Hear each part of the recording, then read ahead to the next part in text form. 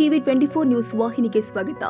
ರಾಜ್ಯ ಸರ್ಕಾರ ಸಾಮಾಜಿಕ ಹಾಗೂ ಶೈಕ್ಷಣಿಕ ಆರ್ಥಿಕ ಸಮೀಕ್ಷೆಯನ್ನು ನಡೆಸ್ತಾ ಇದ್ದು, ರಾಜ್ಯ ಅಖಿಲ ಗಾಣಿಗ ಸಮಿತಿ ನಿರ್ಣಯದಂತೆ ಈಗಾಗಲೇ ತಾಲೂಕಿನಾದ್ಯಂತ ಗಾಣಿಗ ಸಮಾಜದ ಸಮಾಜ ಸಂಘರ್ಷ ಸರ್ವ ಪದಾಧಿಕಾರಿಗಳು ಹಿರಿಯರು ಸಂಚರಿಸಿ ನಮ್ಮ ಸಮಾಜ ಬಾಂಧವರು ಗಮನಕ್ಕೆ ತರಲಾಗಿದ್ದು, ಧರ್ಮದ ಕಾಲಂನಲ್ಲಿ ಹಿಂದೂ ಹಾಗೂ ಜಾತಿ ಕಾಲಂನಲ್ಲಿ ಗಾಣಿಗ ಹಾಗೂ ಉಪಜಾತಿ ಕಾಲಂನಲ್ಲಿ ಗಾಣಿಗ ಅಂತ ಬರೆಸಬೇಕು ಅಂತ ತಾಲೂಕು ಗಾಣಿಗ ಸಮಾಜದ ಅಧ್ಯಕ್ಷ ಶರಣಪ್ಪ ರೇವಣಗೆ ಹೇಳಿದ್ದಾರೆ. ಯಲಬುರ್ಗಾ ಪಟ್ಟಣದ ತಾಲೂಕು ಗಾಣಿಗ ಸಮಾಜದ ವತಿಯಿಂದ ಪತ್ರಿಕಾಗೋಷ್ಠಿಯಲ್ಲಿ ಉದ್ದೇಶಿಸಿ ಮಾತನಾಡಿದರು. ಸೆಪ್ಟೆಂಬರ್ 22 ಅಕ್ಟೋಬರ್ 7 ತನಕ ಮನೆ ಮನೆ ಬಾಗಿಲಿಗೆ ಸಮೀಕ್ಷೆದಾರರು ಬಂದಾಗ 60 ಪ್ರಶ್ನೆ ಉಳಿಯ ಡಿಜಿಟಲ್ ಸಮೀಕ್ಷೆ ಇದ್ದು, ಅದರಲ್ಲಿ ಧರ್ಮದ ಕಾಲಂ 8ರಲ್ಲಿ, ಹಿಂದೂ ಹಾಗೂ ಜಾತಿ ಕಾಲಂ 9ರಲ್ಲಿ, ಗಾಣಿಗ ಹಾಗೂ ಉಪಜಾತಿ ಕಾಲಂ 10ರಲ್ಲಿ ಗಾಣಿಗ ಅಂತ ಎಲ್ಲರೂ ಕೂಡ ಕಡ್ಡಾಯವಾಗಿ ಬರೆಸಬೇಕು ಎಂದಿದ್ದಾರೆ. ಬಹುಶಃ ತಮಗೆಲ್ಲರಿಗೂ ತಿಳಿದಿರುವಂತೆ ಕರ್ನಾಟಕ ರಾಜ್ಯ ಹಿಂದುಳಿದ ಆಯೋಗಗಳ ಆರ್ಥಿಕ, ಸಾಮಾಜಿಕ ಮತ್ತು ಜಾತಿ ಗಣತಿಯನ್ನು ಪ್ರಾರಂಭ ಮಾಡಿದ್ದಾರೆ. ತಾರೀಕು 22ರಿಂದ ಪ್ರಾರಂಭವಾಗಿ 7ನೇ ತಾರೀಕಿನವರೆಗೂ ಕಾಲಾವಧಿಯನ್ನು ನಿಗದಿ ಮಾಡಿದ್ದು ತಮಗೆಲ್ಲರಿಗೂ ತಿಳಿದಿರುವಂಥ ವಿಚಾರ.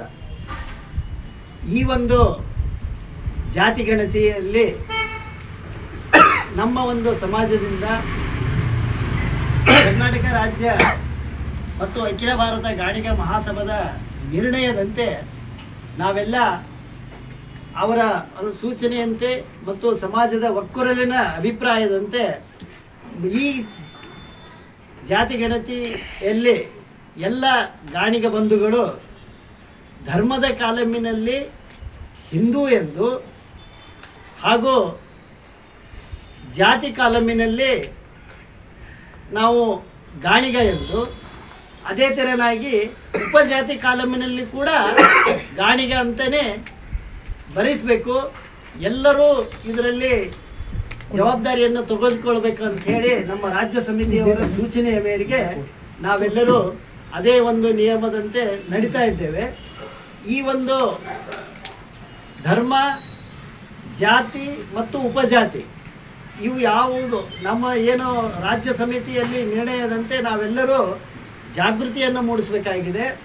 ನಾವು ಅದೇ ಥರನಾಗಿ ಇಡೀ ತಾಲೂಕಾದ್ಯಂತನೇ ನಾವು ಹಲವು ಕರಪತ್ರಗಳನ್ನು ಸಮಾಜದ ವತಿಯಿಂದ ಈಗಾಗಲೇ ಹಂಚಿಕೆ ಮಾಡಿ ಮನೆ ಮನೆಗೆ ಭೇಟಿ ಮಾಡಿ ಯಾರೂ ಕೂಡ ಈ ಗಣತಿಯಿಂದ ಉಳಿಯಬಾರದು ಅಂಥೇಳಿ ಅನ್ನೋ ಒಂದು ಜಾಗೃತಿಯನ್ನು ತಾಲೂಕಿನಾದ್ಯಂತ ನಾವು ಮತ್ತು ನಮ್ಮ ಸಂಘದ ಎಲ್ಲ ಪದಾಧಿಕಾರಿಗಳು ನಾವೆಲ್ಲರೂ ಆ ಒಂದು ಕಾರ್ಯಕ್ರಮವನ್ನು ಮಾಡಿದ್ದೇವೆ.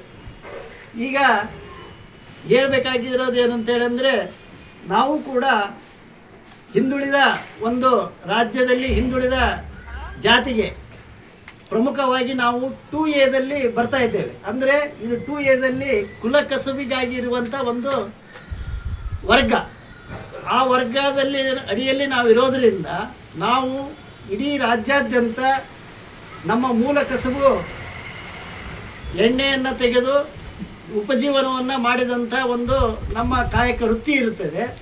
ಆ ಒಂದು ವೃತ್ತಿಯಲ್ಲಿ ನಾವೆಲ್ಲರೂ ಕೂಡ ಈಗ ಆಧುನಿಕವಾಗಿ ಬದಲಾವಣೆಗಳಾಗಿರೋದ್ರಿಂದ ಈ ಗಾಣದ ನಾವು ಎತ್ತಿನ ಮೂಲಕ ಅಥವಾ ಶ್ರಮದ ಮೂಲಕ ಗಾಣದಿಂದ ಆದ ನಂತರ ಈಗ ಮಿಲ್ಲುಗಳು ಆಗಿದ್ದಾವೆ. ಮಿಲ್ಲುಗಳು ಬಂದಾದ ನಂತರ ನಾವು ನಮ್ಮ ಈಗ ಜೀವನಾಧಾರಕವಾಗಿ ಹಲವಾರು ಮಂದಿ ಮೂಲ ಕಸಬಿನಲ್ಲಿ ಉಳಿದಿದ್ದಾರೆ. ಕೆಲವೊಬ್ಬರು ಕೃಷಿ ಮತ್ತು ಇನ್ನಿತರ ಕಾಯಕದಲ್ಲಿ ಇರುವಂಥದ್ದು. ಹಾಗಾಗಿ ರಾಜ್ಯಾದ್ಯಂತ ನಮ್ಮ ಸಮಾಜ ಏನಿದೆ ಅತ್ಯಂತ ಹಿಂದುಳಿದವರಾಗಿದ್ದಾವೆ. ಎಲ್ಲೋ ಕೆಲವೊಬ್ಬರು